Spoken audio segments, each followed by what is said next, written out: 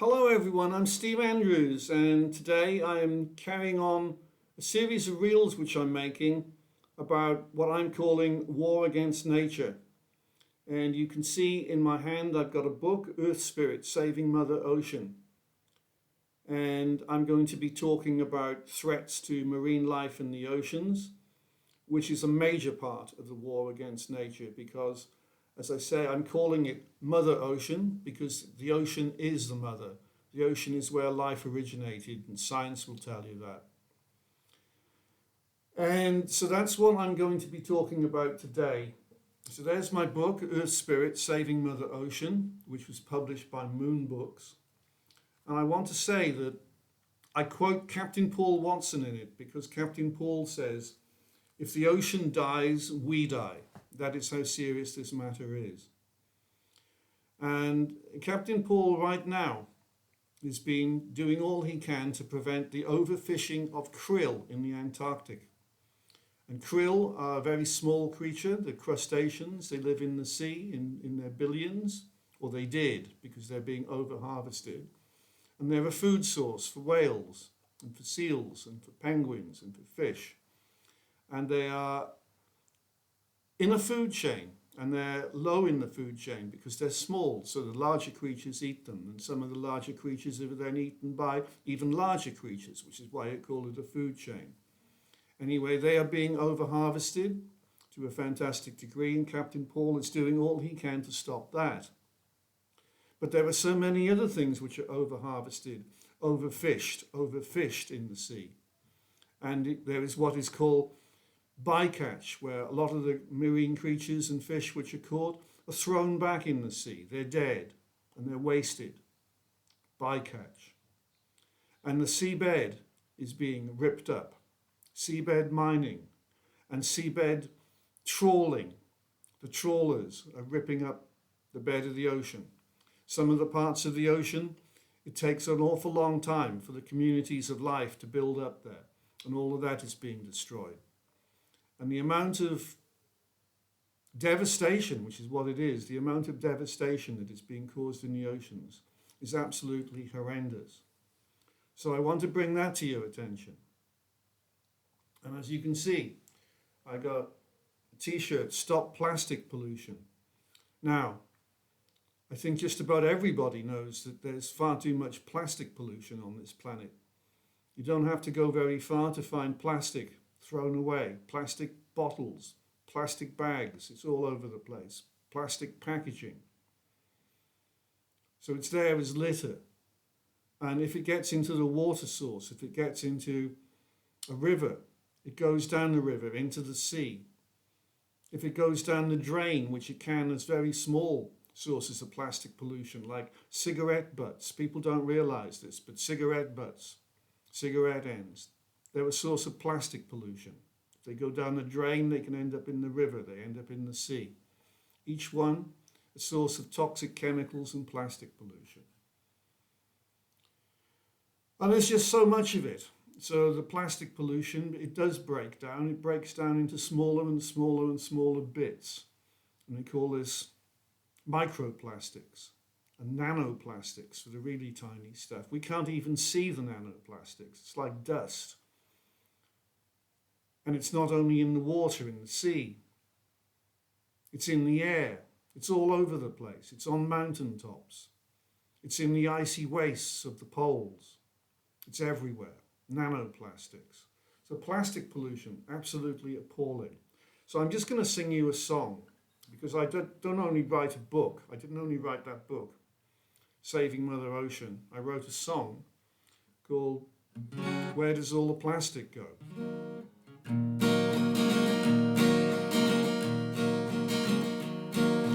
Plastic plants, what about real plants? It's all the fake ones at the store. People must want them, people must buy them. I don't want to see any more. Where does all the plastic go? Into the sea, into the sea. How does it get there? Who threw it away? Was it you? Was it me? It's not hunting that'll kill the last whale. Plastic will do it, it's a very sad tale. And all the albatross albatrosses are dying out too. They keep on fishing in the oceans. Plastic stew. Where does all the plastic go? Into the sea, into the sea. How does it get there? Who threw it away? Was it you? Was it me? The plastic bag I bought, it very quickly broke. And if it ever gets burned, there'll be poisonous smoke. Where does all the plastic go? Into the sea, into the sea. How does it get there? Who threw it away? Was it you? Was it me? Plastic kills the turtles. It's eaten by the fish. Plastic's in the food chain and the dinner on your dish. Where does all the plastic go? Into the sea, into the sea. How does it get there? Who threw it away? Was it you? Was it me? Was it you? Was it me? Was it you? Or was it me? So that's my song, Where Does All the Plastic Go? And the story of my song and the lyrics are actually in my book, Saving Mother Ocean. And I wanted to talk about some more threats to marine life in the ocean. There are many. I've mentioned overfishing. I've mentioned plastic pollution. There's other forms of pollution. There's rivers. The rivers carry all of the waste and the plastic. They carry also like sewage. They carry all forms of chemicals, and they carry pesticides. They carry drugs, medications that humans take that end up in the water, in the sewage, which goes into the rivers. They carry detergents. They carry so many chemicals and substances which shouldn't be in the river, and then they carry it all into the sea. And in America, they cause dead zones where everything is dead. Hence the name. And this is happening elsewhere. I understand it's happening in Scandinavia. I think it's Norway they have dead zones now. And the UK, which is where I'm from originally, is absolutely appalling because all of the rivers in the UK are polluted. Many very badly. And also lakes in the UK are now polluted badly. Sewage is a major pollutant in the UK, contaminant of waters. And so the coastal waters are now contaminated with sewage. It's not safe to go bathing at many beaches in the UK. And it's something that I always think about when I consider these matters, and people say, oh, how terrible it is that we can't go bathing in the sea or we can't go in a river. They don't think about the creatures which live there, the marine creatures in the sea and the aquatic creatures which live in a river.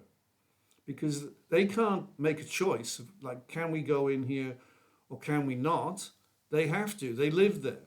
They feed there. They swim there. So we have absolutely ruined the homes of so many creatures in the rivers, and we've done the same to the marine creatures and the seabirds. And it's just absolutely horrendous. And there's something else that I talk about in my book, is that there's another source of destruction of marine life in the oceans is nuclear waste. There's an awful lot of nuclear waste in the oceans. And I mentioned Welsh politician Neil McEvoy. Neil lives in Cardiff. He has a political party, Propel. And Neil has been campaigning in a big way, speaking out about what he's calling nuclear mud in Geiger Bay. Geiger Bay is Cardiff Bay, but Geiger was used there because of the Geiger counter that you have that checks for radiation. And what was happening was that mud dredged up from outside Hinkley Power Station on the other side of the Bristol Channel in England was being dumped in tons into the sea a mile or so outside Cardiff. And it is believed that this mud contains plutonium particles, radioactive particles. And Neil was speaking out about that.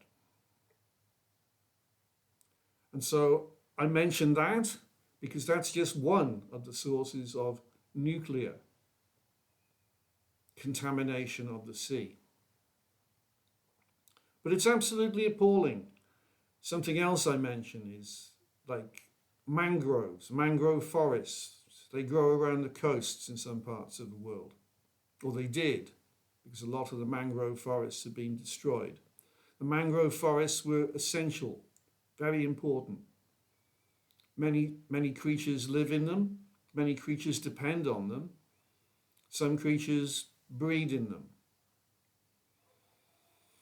And they are like a buffer zone between the tides of the ocean and the land. Many mangrove forests have been destroyed. Now the good news is there are people trying to plant mangroves and grow them back. That is happening. There's also underwater meadows of seagrass which have been destroyed. Again, there are people planting seagrass meadows back. This is the thing, that there are people all over the planet doing what they can to try and turn the tide on all of this. And I use the word tide there as a, if you like, it's a pun. But it's so important that we reverse what's going on because, like I said, as Captain Paul says, if the ocean dies, we die. That's how serious it is. And sometimes, like, I'm a writer, but sometimes it's like words fail me because it is so difficult to get your head around the scale of the destruction, devastation of the oceans and all the life that depends on them. So it has inspired me. It has inspired me to write a song, which you've just heard, and it's inspired me to write this book. It's inspired me to be talking to you now. And I just hope that it inspires you. I hope that anybody watching this, listening to this, can actually think, well, okay, Steve's making a good point there. What can we do? And that's the thing. There is something that everybody can do. Like, okay, I can write a song because I'm a singer-songwriter. I can write a book because I'm a writer. But there are other things that I can do and I have done. For example, this is a simple one. When I go to a supermarket, I take my own shopping bag, a cloth bag, which can be reused, so I don't need a plastic bag that they give you. That's one little thing. And I try to cut down on the amount of plastic that I use. Now, I'm not saying that it's possible to stop plastic, because it isn't, because we all use plastic. I got plastic glasses on here.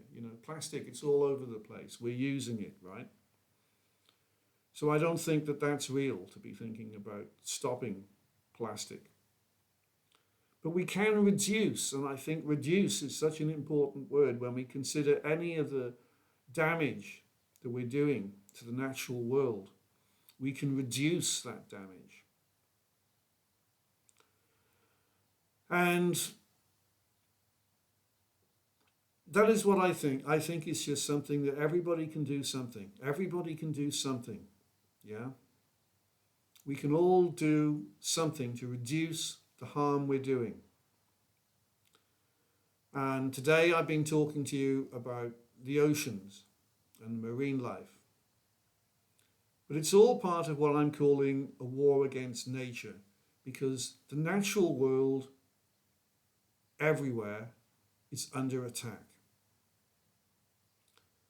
And again, we can do what we can to prevent the damage being done to the oceans. We can do what we can to stop the damage being done inland to the wildlife habitats, to the rivers, to the lakes, to the streams, to the air, because every part of the environment is under attack. So, having said all of that, I just hope that in some way it inspires you, because it isn't all doom and gloom. I think that, we can do something about reversing the tide, as I said. And I'd just like to leave you with an endorsement that Captain Paul Watson gave my book. And I'm very proud of this endorsement. So thank you again, Captain Paul. Captain Paul says, Steve Andrews understands that the key to defending and protecting life and diversity in the ocean is to use what you are good at to find solutions to seemingly impossible problems. The strength of an ecosystem depends upon diversity and interdependence. Therefore, a successful movement is defined by diversity and interdependence within it. By harnessing our passions to the virtues of courage and imagination, we can find impossible solutions to seemingly impossible problems.